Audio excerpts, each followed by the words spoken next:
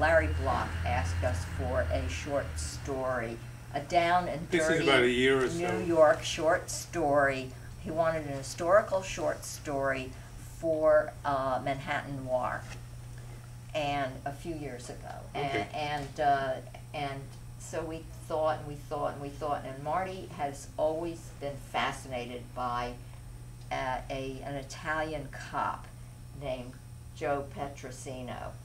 So, go. Joe Petrosino, as I've told a couple of you before, he's depicted in a movie badly. It's called The Black Hand. I think it's in the 50s. And who did they get to play Joe Petrosino? Gene Kelly. Go figure. Anyway, it's a very bad movie, but The Black Hand is a very this Black Hand were the antecedents of the Mafia. And they really did run crime in New York and in Italy. They still run it in Italy. I don't know who runs what in New York anymore, because New York is multifaceted. Crime, blah, blah, blah, blah, blah. Anyway, we started with Joe, and we started with the organ grinder. He was a short man, but tough.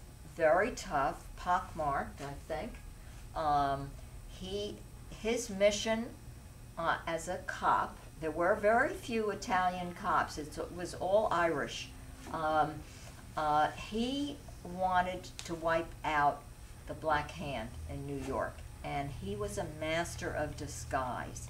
And we dealt with that slightly in the short story of the organ grinder, but he has a bigger part. It's more defined. He has a book. much bigger part in the House on Mulberry